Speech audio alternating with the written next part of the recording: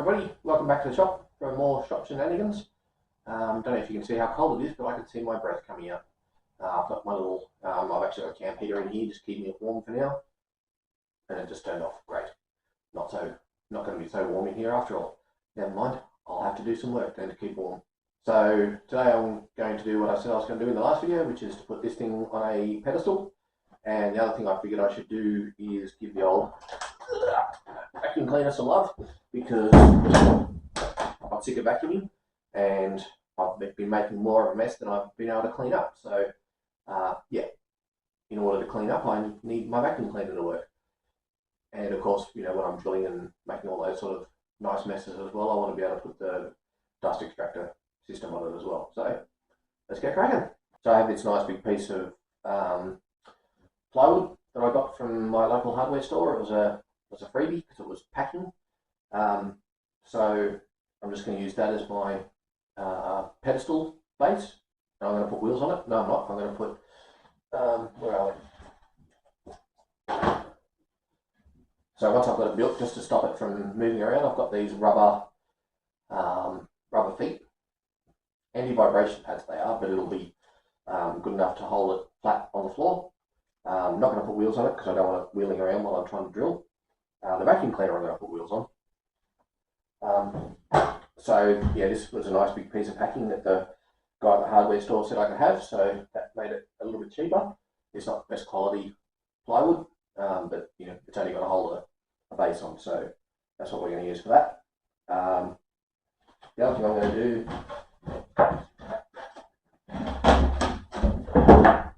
I have these two pieces of particle board or whatever it's called. It does have a name, can't remember. So these held up a microwave in my caravan. There was a third one that I've cut up into bits. I'm going to use these for shelving. So basically I'm just going to put another piece of wood.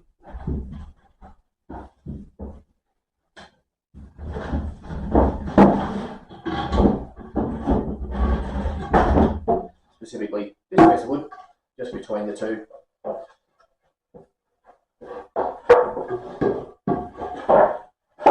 Just so I end up with a shelf, put drill bits and you know, work pieces or whatever on there.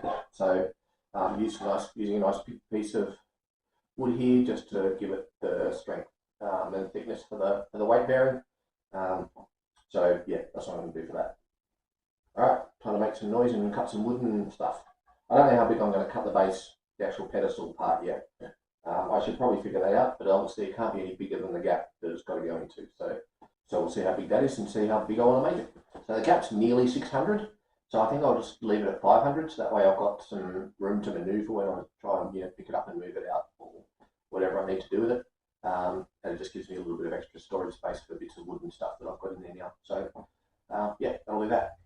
Alright, so I've got my piece of wood marked and I've got my saw set up here, so let's go and cut some wood. And here we have the finished cut product. So this is going to be either top or the bottom, whichever way around it is. Shelf will be in here, so I can just put stuff in there, and this will just give it a bit of extra support, and then the other layer can go on top. And just looking at the two pieces of wood, I'm just going to use this one as the top, just because it's a nicer finish on the top. It hasn't got stains or holes from where I've screwed stuff into it before, so that's the way I'm going to do it. Not that it really matters either way. It'll just be more aesthetically pleasing for me. First bit. Okay, so here's my shelf. So now I've put it together, I'm going to pull it apart again because of course I've got to bolt the pedestal bit to that bit. Okay, so I've got my baseboard here, written base on it, and I've got my very to scale diagram of my square piece of wood that I'm going to be putting on here. So what I'm going to do is I'm just going to use a straight edge to mark the middle of this, and then I'm going to do the same on my pedestal spot. I'm going to drill a hole in the middle of this so that I can see where the hole is and line it up there, and then put a bolt in to hold it straight. So there's my two centers marked, and time to drill a hole. So there's the base put on the pedestal. So I've just got to make sure now that my leg is square up, and then I can put the bolts that are actually going to be holding it in and put the lid back on. Two countersunk bolts. Now since I've got plenty of brackets, I figured I should put a couple of brackets on it as well, just to give it a bit of extra strength. And there's the completed top part with brackets and bolts and big screws and stuff holding all that together. Now I need to put something on there. Alright, so I've got a base marked out, so I'm going 500 by 600. 600 is the depth of the bench, and 500 is just the width that is comfortable and leaves me with enough space to stack bits of wood like this particular piece of wood next to it.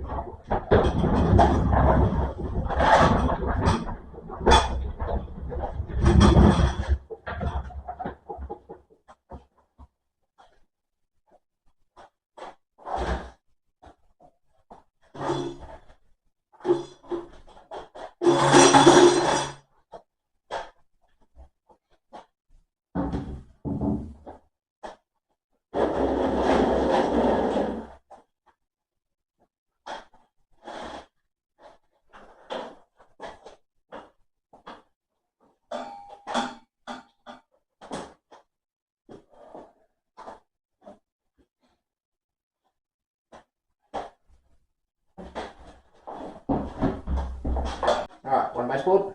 So now I'll do the rinse and repeat and cross a hole and do the same on the bottom of the pillar and screw it in again. And one base. So I've left the locator bolt in there this time just because it'll just give it a little bit of extra strength and I can't be bothered taking it out. I've got the other two screws in there as well.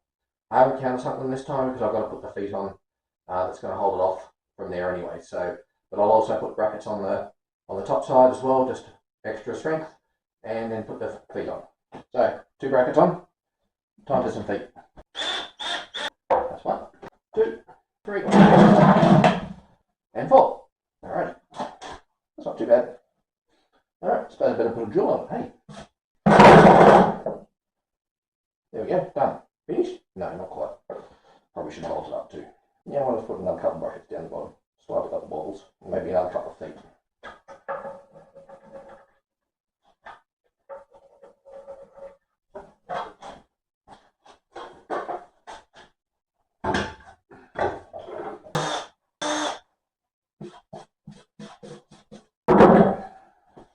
Okay, time for a couple of bolts.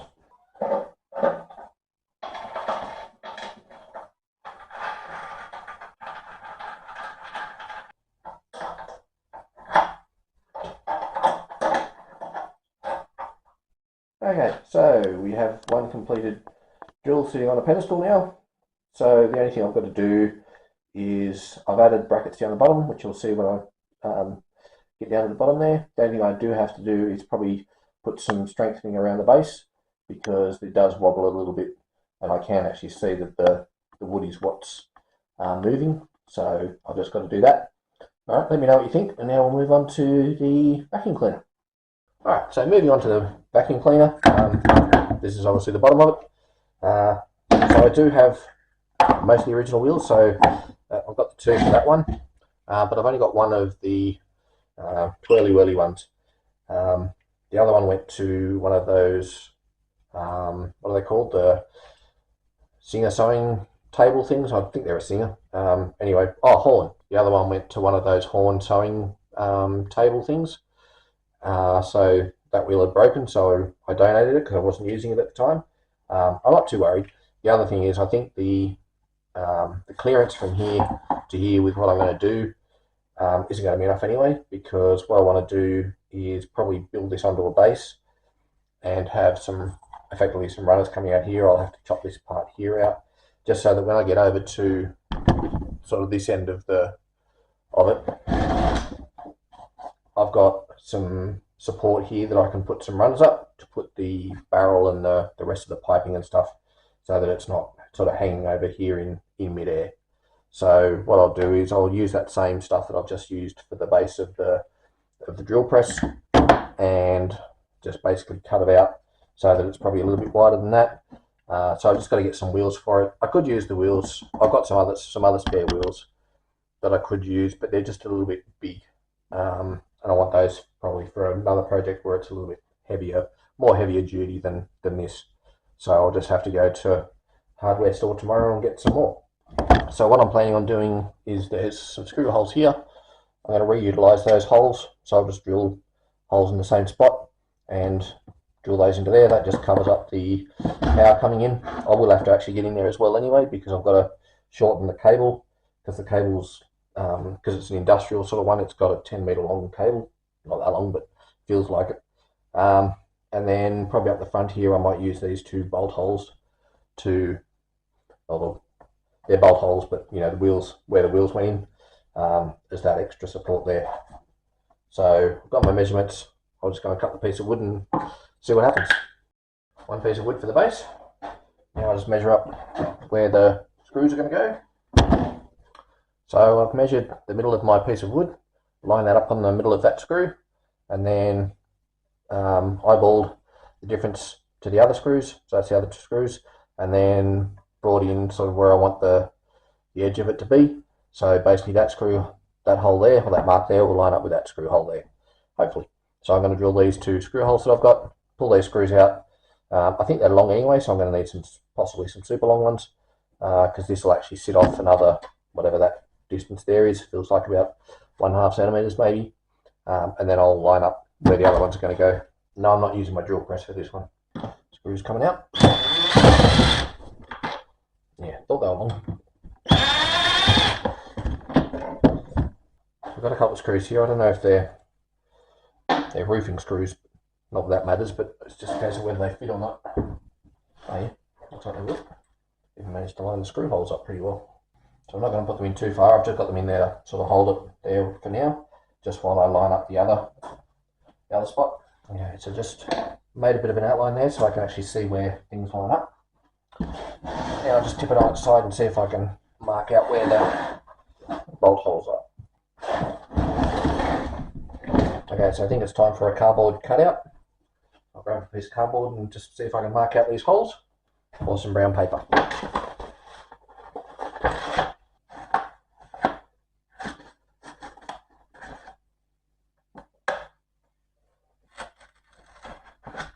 Alright, so I managed to mark a bolt hole there. So I'm just going to bolt this in, just so I can stand this up and draw a proper outline around the rest of this. So I've now got my sort of tracing there and my 2 bolt holes. So I'm now just going to cut this out a little bit and then hope that it lines up on the piece of wood. So these are the ones that need to line up properly, because they're the ones that have actually been able to be marked. As long as everything else lines up in the right spot. If there are any holes, I can always make them bigger and just put bigger washers on. I'd rather not though. I'd rather actually be able to measure it properly for a change. Okay, time to see if I've got them lined up and if my bolts are too long enough or whatever. I'll put the bottom ones in first. Alright, unfortunately that's a bit of a fail because I'm a bit off. It's not too bad. I do need new holes.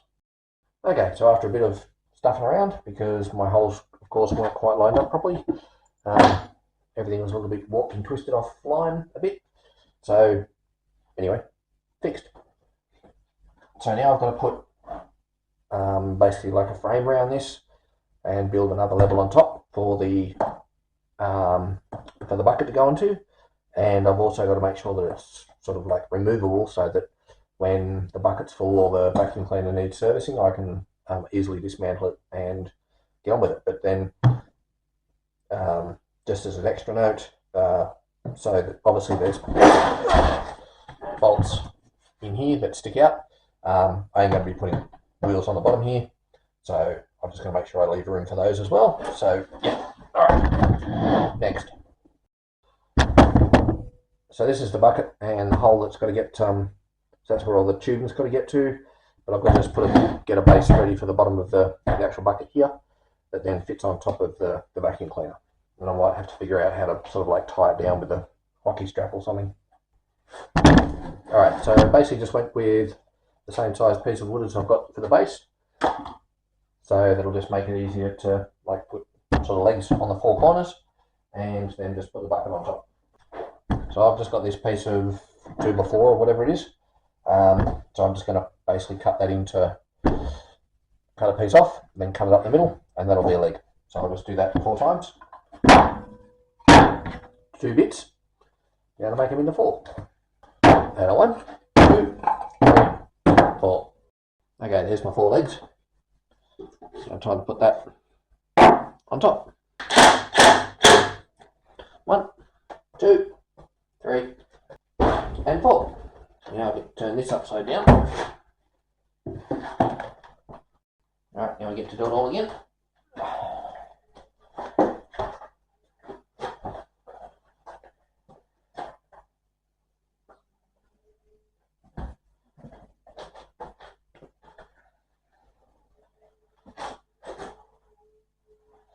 That in there, and of course I stuffed it up because I thought I'd measured it right.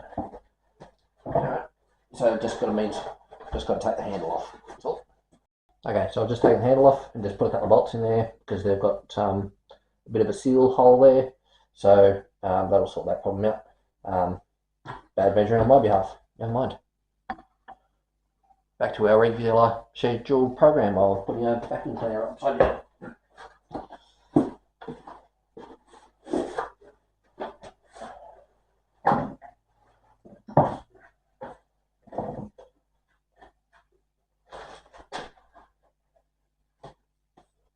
One, second one, very unhappy piece of wood there, never mind. Proper piece of that one. 3, okay, last one.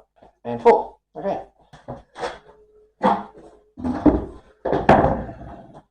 Okay, so vacuum cleaner, top, bucket,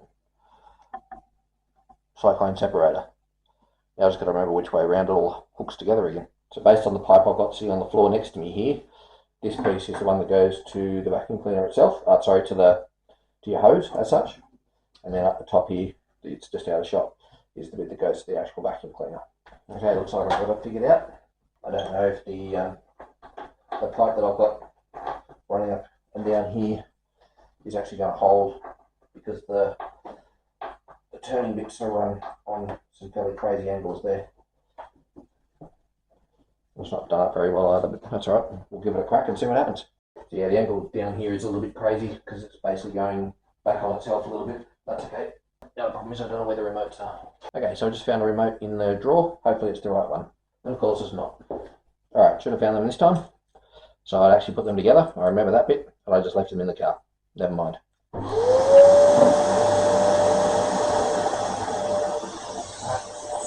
Let's see if it goes. Alright, so all I've got to do now is just grab hockey strap or something like that just to hold the bucket down and get some wheels. And I did actually find some wheels that I had from it's an old display cabinet case thingy out of a shop, I think. I was sitting outside for a while, so I've got 4 of these wheels, hopefully. I just found 2 more. I don't know where the other 2 went. They're around somewhere, so I might see if I can get those to work. Save myself some money. So thanks for hanging around in the shop with me today, doing the drill press and the vacuum cleaner. Don't forget to hit that like and subscribe button down below for me. Really helps the channel out. And leave a comment. Let me know what you think. Let me know how you think things are tracking, what I could do better. And we'll catch you in the next one when we start doing all the solar stuff. Look forward to it and see you then. Have a great day.